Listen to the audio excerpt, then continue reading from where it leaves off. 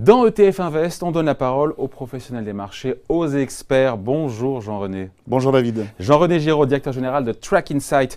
Comment la France se positionne? On a parlé juste avant des performances, des encours qui montent, qui progressent à deux chiffres. Comment est-ce que la France se positionne dans le monde? Est-ce qu'on est toujours en phase de rattrapage ou même le marché français est entré peut-être en phase déjà de maturité ou pas encore? Alors c'est une question très intéressante et effectivement l'Europe et la France se positionnent un peu différemment des États-Unis, qui est vu comme le marché principal des ETF, pour des raisons culturelles et structurelles. Les raisons culturelles, c'est très simple, c'est que l'investisseur américain s'intéresse à son investissement, il s'intéresse à son fonds de pension.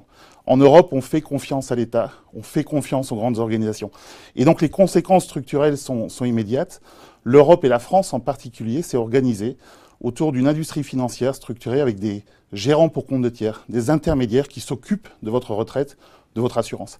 Et donc, la plupart des actifs détenus en Europe pour le compte des particuliers le sont par le biais de grands portefeuilles institutionnels. Et c'est une différence énorme entre les deux marchés. Le marché américain est pilote dans les ETF. Aujourd'hui, on a 4 fois plus d'ETF en volume, en actifs, aux États-Unis qu'en Europe. Mais de manière intéressante, l'innovation se passe en Europe. On a pour 3 ou 4 fois plus d'actifs aux États-Unis, 3 fois plus d'ETF en nombre sur le marché européen. Donc plus d'innovation et aussi un rattrapage malgré tout, qui peut se faire d'ailleurs par l'innovation, rattrapage aussi en matière d'encours, même si on est encore un peu derrière. Tout à fait, le rattrapage se constate et on l'a vu dans le reportage précédent.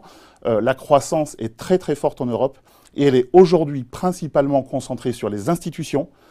Les particuliers arrivent aussi. Justement, le sentiment global des instituts français sur les ETF aujourd'hui, pour eux, dans leur gestion, c'est devenu vraiment un outil qui est incontournable? Alors, c'est un outil qui est désormais totalement incontournable. Mais avant d'expliquer pourquoi, il faut comprendre la nature de ces institutionnels. On a en fait deux grands animaux chez les institutionnels. On a les gérants pour compte de tiers, les professionnels de la finance qui gèrent pour le compte des particuliers ou des institutions. Et on a les personnes ou les institutions qui gèrent pour compte propre.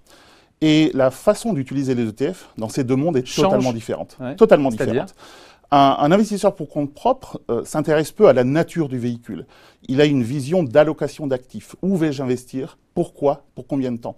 Et aujourd'hui, ils ont compris que l'ETF était une option simple, efficace, peu coûteuse, donc efficiente, pour leurs allocations stratégiques. Donc c'est des investisseurs qui vont acheter et rester sur le long terme investis sur les ETF.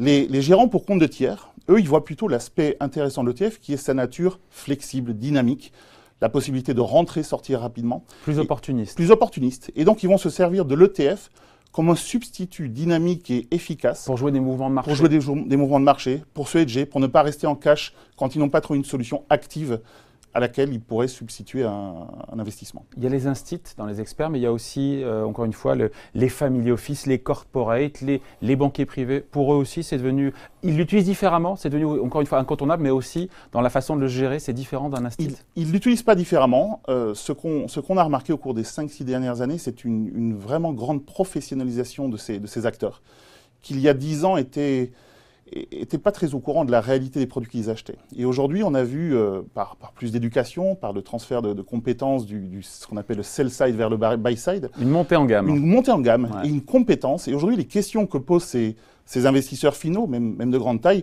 sont du niveau de ce qu'on trouve dans les plus grandes banques. Bon. Et les grandes évolutions, on termine là-dessus, les grandes évolutions à attendre dans l'industrie des ETF, tant au niveau des produits, même que des acteurs. Alors, en ce qui concerne les produits, il faut comprendre que, déjà, il faut définir ce que c'est qu'un ETF. Un ETF, c'est Exchange Traded Fund. C'est un fonds coté.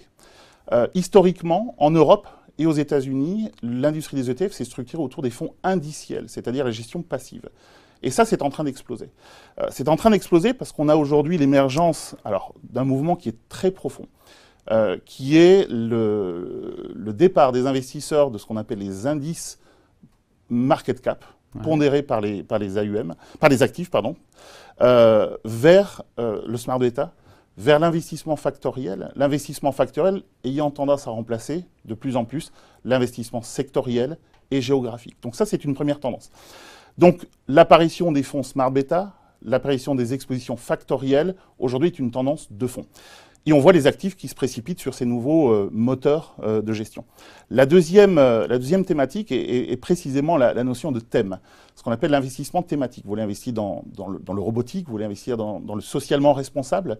Donc on ne va plus ici parler d'allocation d'actifs au sens, on va dire, académique du terme, mais plutôt d'idées d'investissement. Et l'ETF se prête très bien à ça, puisque dans un fonds, vous allez avoir une exposition sur un panier de valeurs qui reflète une thématique d'investissement. Allez, merci pour ces commentaires. Jean-René Giraud, directeur général de Track Insight.